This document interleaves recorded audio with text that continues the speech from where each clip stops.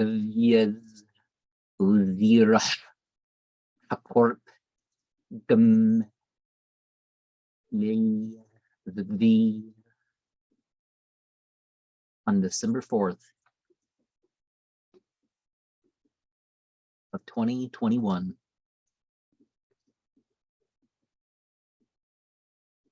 We have the first Antarctic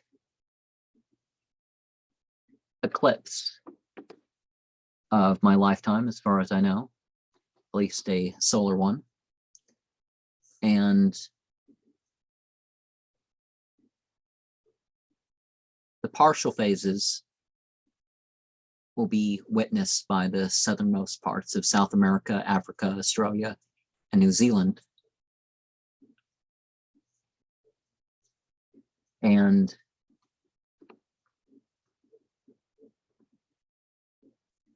it reaches the coast of the Amundsen Sea at 8:01 Universal Time 1. And the central duration is 1 minute 38 seconds, and the sun is 7 degrees above the horizon. And it heads north 3 minutes later as the shadow lifts off the Earth in the Southern Ocean at 8:04 Universal Time 1. And so it occurring during Hanukah is a very interesting thing, right?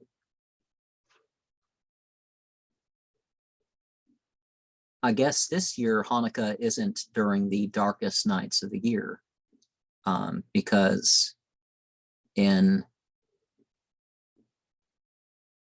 3 Tuesdays from when this program is released, you have the darkest night of the year. Well, I mean, it starts with that sunset. So you would think that one moon later would be closer to that, right? So the sun,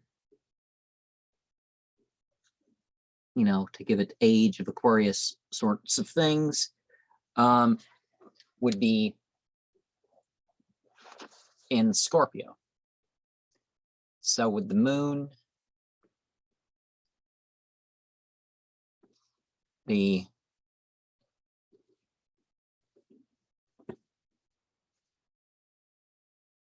southern lunar node,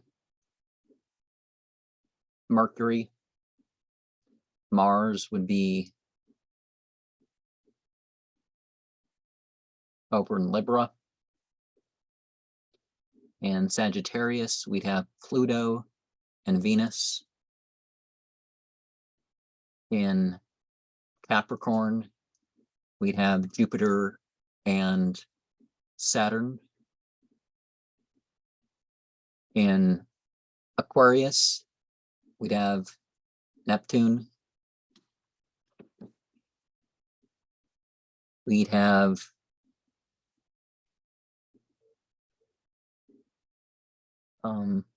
what's that one? Kurda, the thing with like a axe hanging down or something. It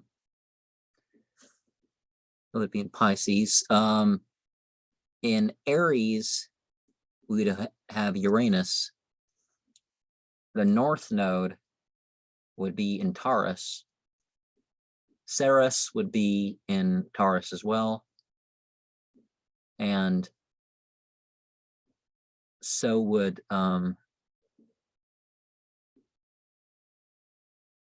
Lilith.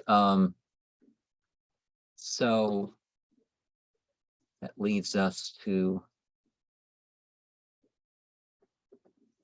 some symbolism that we could make up for this, right?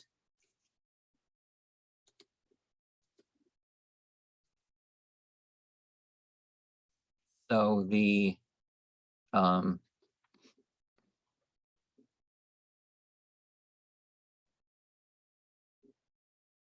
In the past, via the south mode, we've been pursuing things.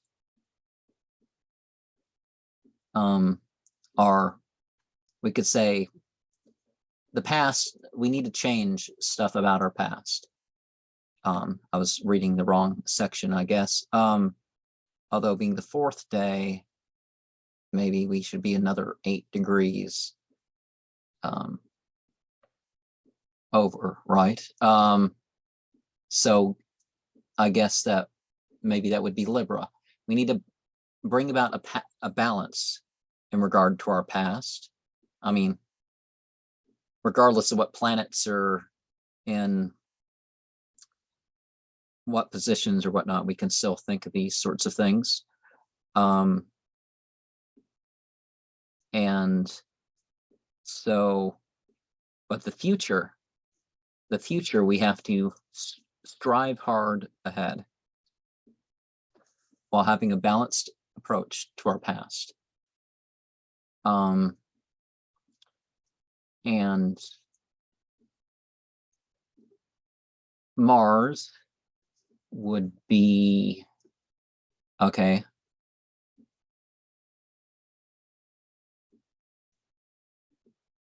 We need to put our energy towards justice, real justice, not some fake social justice warrior stuff, but some real justice.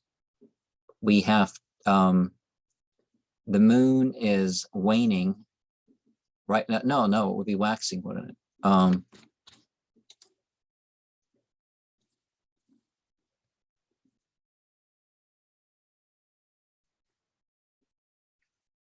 Technical difficulties there. So the moon is still waning, I guess, when this is all going on. And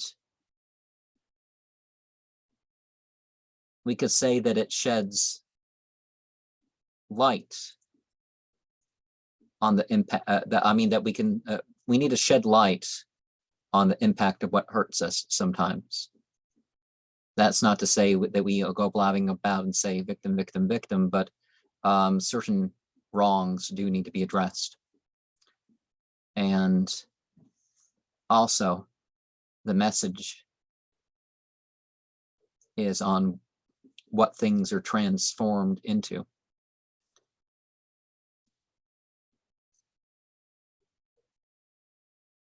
And we all desire results. But these, Venus in Saturn, in Sagittarius, Pluto in Sagittarius, the same thing, are what we're working for is beyond this life.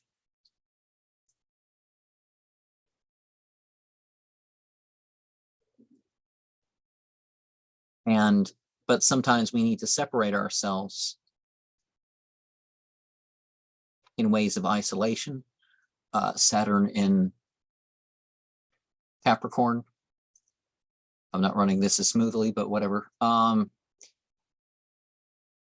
Jupiter in Capricorn.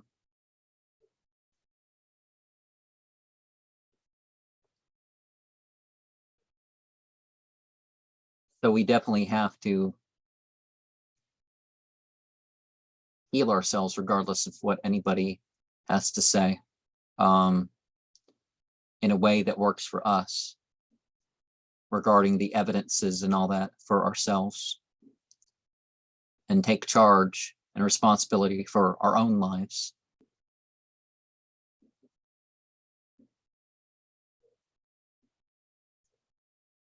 And the unconscious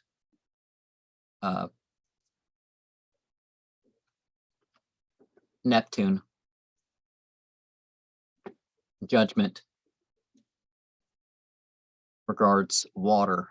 So I guess that's where all these people saying there's going to be a tsunami or whatever is like, well, there could be, but I don't think there's anything particular that makes things more likely. Solar eclipses have more of an impact on the planet and its frequencies and stuff, but a lot of this stuff gets overblown in that respect. But yeah, we need to be takes something new into our judgment. We need to refine ourselves.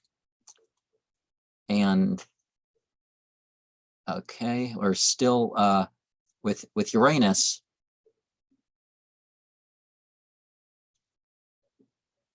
We make a new start, but with an innocency, a taming ability. But you know, we can still go wild, but in a control, in a way that's like not, you know, not without function. It's not just, you know. And the lunar mode. Did I say that did I talk about the lunar mode? You know, the lunar, our future can be, to some degree, in being our own priest, our priestess. You know, in North mode in Taurus. And going back to the sun again, we refer to people just need to stop being sociopaths. Now, Hanukah. What does Hanukah represent? Hanukah represents a priestly control. And we see far more when we're dealing with a eclipse on one of the poles, this circular sort of effect. I mean that it's like a sickle. I've been thinking the solstices are very regeneration, birth, removal sorts of holidays. You know, for one side of the world, the ascension stops. For another, it starts. Or you can think of this as descent, ascent, in terms of where the sun is in the sky and that sort of stuff. But Hanukah is not a divinely ordained holiday. It is one of the priests. But here comes in, outside the realm of the standard reach of civilization, to leave its mark. The flow.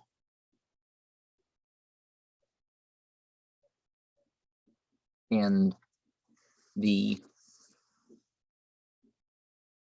eternal day, as you can say, because, you know, this time of year is the time where the South Pole just has day. So